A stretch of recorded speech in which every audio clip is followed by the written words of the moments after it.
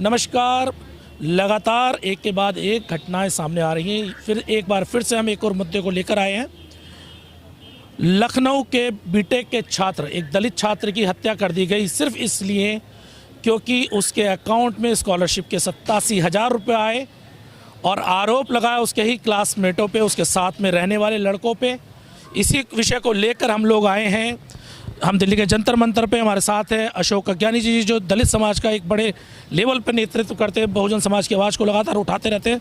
सबसे पहले अशोक अज्ञानी जी, आपका चैनल पर स्वागत है। धन्यवाद आपका बहुत। अशोक जी, ये जो घटना सामने आई है कि एक दलित छात्र की 87,000 रुपये के लिए हत्या कर देना, इस पर आप क्या कहेंगे सर? देखिए, करीब 1-1.5 महीने पुरानी घटना है।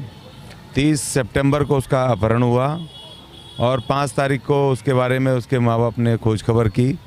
तो उसके बाद पुलिस ने ढूंढा, वहाँ के उसके क्लासमेट शर्मा है, कोई आकाश शर्मा, और दूसरे साथी हैं जो जनरल वो हैं। तो उनको पता चला कि उनकी निशानदेही पे पता चला कि उसकी लाश कहीं पेड़ पर उन्होंने उसको मार करके टांग दी है। आत्महत्या करने का उसका इस तरह का दिखाया और पुलिस ने फिर उसको उतार करके उसके माँ बाप को बिना बताए उसका अंतिम क्रियाक्रम करके उसको दफना दिया लाश को।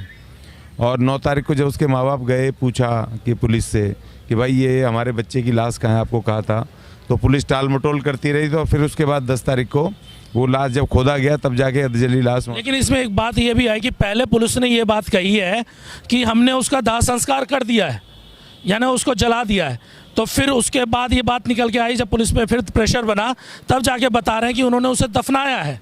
ये क्या मसला? नहीं, देखिए, ये पुलिस की लिपापोती है और पुलिस भी कहीं ना कहीं मिली हुई है। पूरा डायरेक्शन से आज की तारीख में, पिछले हम जब से ये बीजेपी की सरकार आई है केंद्र में, तभी से लगातार जो सबसे पहला जो ऊना का कांड हुआ था, जो दलित 4 युवकों के पास नंगा करके पीटा था, उससे लेके तमाम ये घटना तक, जो अभी अरुण की घटना हुई है आगरा में, भी लेटेस्ट घटना हुई है, और उससे भी लेटेस्ट घटना भी गुजरात की हुई है, जो एक परिवार के 3 लोगों को घर में ही आकर के पीटा। सिर्फ इसलिए पीटा उन दलितों को गुजरात में कि वो मंदिर में होकर के आए थे, और जब पता चला कि ये दलित हैं और यहाँ के लोकल हैं, तो उन पुजारियों ने और अपर कास्ट ने आकर के पीटा उनको और बहुत बुरी तरह उनके मतलब जानलेवा हमला करा उनको।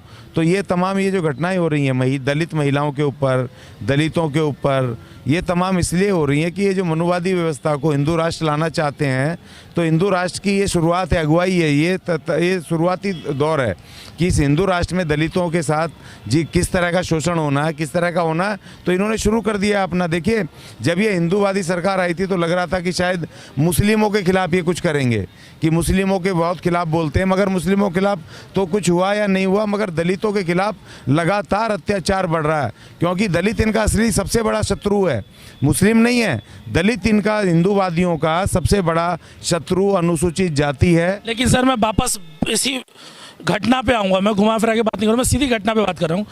ऐसा क्या कारण है 1 महीने तक यह बात दबी रही? कहीं ना कहीं ये जो नेता बने पड़े हैं, जो दलित समाज के नेता हैं, वो क्या सिर्फ कुछ चुनिंदा जो खबरें बड़ी हाईलाइट हो जाती हैं वहाँ पे जाकर अपने आप को दिखाने के लिए जाते हैं, मंचों पे भाषण देने के लिए जाते हैं? क्यों नहीं वो अपना ईमानदारी से काम करते अगर ऐसी घटनाएं होती हैं तो?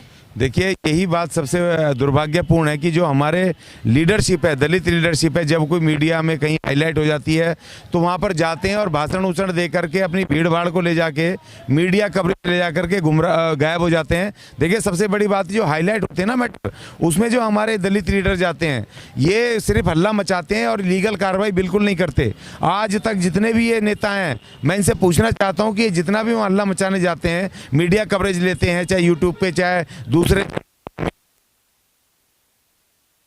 से लिखी हो सरकार को, कभी ये नहीं लिखते हैं और सिर्फ मीडिया हाइक लेकर के चले जाते हैं। और वहां पर जो कि लखनऊ में है, और लखनऊ का आईटी वो का इंजीनियरिंग कॉलेज है, और सबसे राजधानी है उत्तर प्रदेश की, सबसे बड़ा देश का प्रदेश, तो वहां पर हमारे एक से एक बड़े ऐसे संगठन है। क्या उनको शर्म नहीं आई? क्या आज जब ये घटना वहाँ उनके माँ बाप मारे मारे फिर रहे हैं, जब ये हमारे संज्ञान में आई, आपके संज्ञान में आई, तो हम इस इशू को हम उठा रहे हैं और सरकार को लिख करके भेज रहे हैं कि भाई, क्योंकि पुलिस देखिए लगातार हर केस में ऐसे, सिर्फ ये नहीं कि सिर्फ ये कृपा शंकर के केस में, तमाम केसों में दिल्ली उसकी पूरे देश की पुलिस की जो भूमिका है एक जैसी है, और वो विक्टिम को उनके परिजन जा रहे हैं वहाँ पर धमका रही है। और जो दबंग है, जो वहाँ पर उसके लिए जिम्मेदार हैं, जिन्होंने घटना को अंजाम दिया है, उनको बचाने की कोशिश कर रही है। ये पहला घटना नहीं है। तो अब समय आ गया है कि भारत की सरकार को, खैर ये तो नहीं करेगी, ये तो मनुवादी सरकार इसको, पुलिस को, फौज को, अर्धसैनिक बलों को अपना टूल समझती है जनता पे अत्याचार करने का, जनता के ऊपर डिक्टेटरशिप करने का और उनके ऊपर उनको डराने का, धमकाने का। ये इनके टूल है। ये जो पुलिस है, अर्धसैनिक बल है, फौज है, तमाम इनका हथियार है इन मनुवादियों का। तो हम ये आगे जो कोई सरकारें आएंगी तो हम उनसे अपील करेंगे, या जो दलित संगठन है या जो प्रोग्रेसिव संगठन है, उनसे अपील करेंगे कि भाई अब समय आ गया कि दिल्ली, ये पूरे देश की पुलिस का जो रिफॉर्म करने का अब समय आ गया है कि इसका। लेकिन रिफॉर्म क्या करेंगे? अभी आज ही खबर आई है कि ये पुलिस को सब प्राइवेट कर रहे हैं, सारे लालाओं के हाथों में बेच रहे हैं, ये पुलिस को प्राइवेट बेच रहे हैं। तो जो ठेकेदार होगा पुलिस का भी, तो फिर उनकी मोनोपोली चलेगी। लेकिन सर मेरा सवाल ये भी बनता है ना, कब तक सरकार कोई ठीक रहा फोड़ते रहोगा? आपके जो अपने नेता वो तो कुछ कर नहीं रहे, उन पर कब आरोप लगाएंगे आप लोग? अपने यानी अपने यहाँ के जो गलत लोग हैं उन्हें तो आप बड़े वाहवाही दे रहे हैं, सरकार को आप टारगेट कर रहे हैं, तो ये भी तो नहीं चलेगा ना। अगर करना है तो आपको दोनों को करिए। नहीं, देखिए, हम टारगेट सवाल इस बात का कि जो नेता हैं, वो दलित नेता हैं, वो अगर अपनी जिम्मेदारी नहीं निभा रहे हैं तो ये तो जनता, तो दोष तो समाज का ही है ना फिर। नहीं, वो समाज, देखिए, वो समाज देखेगा ना। समाज उनको जो नहीं काम कर रहे हैं, समाज उनकी छुट्टी करेगा, उनका वो संगठन जीरो हो जाएंगे। मगर जो शक्ति है, पावर में कौन है, देश की सत्ता में कौन है? जो देश की सत्ता में, हम टारगेट तो उसी को करेंगे ना, क्योंकि उसके पास है रिफॉर्म करने का अधिकार, उसके पास है अनुशासन से उसको लागू, पुलिस से काम करवाने का अधिकार, पुलिस को अनुशासन में ला करके भ्रष्टाचार खत्म करके, जातिवाद खत्म करके, पुलिस को अगर सही ढंग से काम करे तमाम नागरिकों को, तो ये काम, ये शक्ति तो सरकार के पास है ना। इसलिए हम सरकार को टारगेट करेंगे, चाहे राज्य सरकार हो, चाहे वो केंद्र सरकार हो। अब ये देखिए ना कि आप कोई भी सरकार, जैसे कि हमारे देश में बहुत सारे क्षेत्रीय दल हैं, वो जब सरकारों में आ जाते हैं तो बिल्कुल नहीं बोलते हैं, और जब वहाँ पर रहते हैं कि वो अपने सरकार में नहीं होते हैं तो वो उसके खिलाफ हल्ला मचाते हैं, सरकारों के खिलाफ। तो ये दोहरा चरित्र उन सरकारों का भी है ना, क्षेत्रीय दलों का भी है और राजनीतिक दलों, जो राष्ट्रीय दल हैं, उनका भी है। तो मैं दोनों को कह रहा हूँ, लेकिन जो दलित संगठन है वो शक्ति में नहीं है, पावर में नहीं है। तो जो हमारे दलित समाज है, अपने अपने संगठनों को चेक करें, अगर उनके नेता नहीं काम कर रहे हैं तो उनको छोड़ करके आगे बढ़ें। तो ये थे हमारे साथ अशोक अज्ञानी जी, जिन्होंने बेबाकी के साथ अपनी बात को रखा। लेकिन एक बात, जनता को भी एक बात बड़ा ध्यान देनी चाहिए इस बात के लिए कि 87,000 रुपये के लिए एक स्कॉलरशिप के लिए बच्चे की हत्या कर दी जाती है उसके ही क्लासमेटों के द्वारा। और जब ये घटना पुलिस के पास जाती थी, पुलिस भी यहाँ पर साफ झूठ बोलती साफ दिखाई दी है। अभी तक पुलिस पर कोई कार्रवाई नहीं हुई, जबकि इन पे भी कार्रवाई बनती है कि आप, एक माँ अपने बच्चे को लेकर ढूंढ रही है, पूछ रही है मेरा बच्चा कहाँ गया।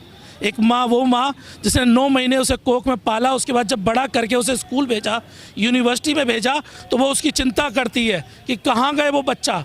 और उसके बाद जब पुलिस के पास जाके वो बार बार दरखास्त करती है कि मेरा बच्चा कहाँ है, तो पुलिस कहती है कि हमने उसे अज्ञात में उसे जला दिया, उसका दाह संस्कार कर दिया। लेकिन जब बाद में इंक्वायरी होती है तो पता लगता है उसे दफनाया गया, यानी कि एक माँ को उसके बच्चे की अस्थियों को भी नहीं देखने की वो करी गई। बड़े दुख के साथ ये कहना पड़ता है, जहाँ पे एक तरफ उत्तर प्रदेश की पुलिस निष्पक्ष होने की बात करती है, उत्तर प्रदेश की योगी सरकार की पुलिस ये कहती है हम निष्पक्ष और ईमानदार है, वहाँ पर ऐसे आरोप लगातार उत्तर प्रदेश की पुलिस पर लगते आए हैं।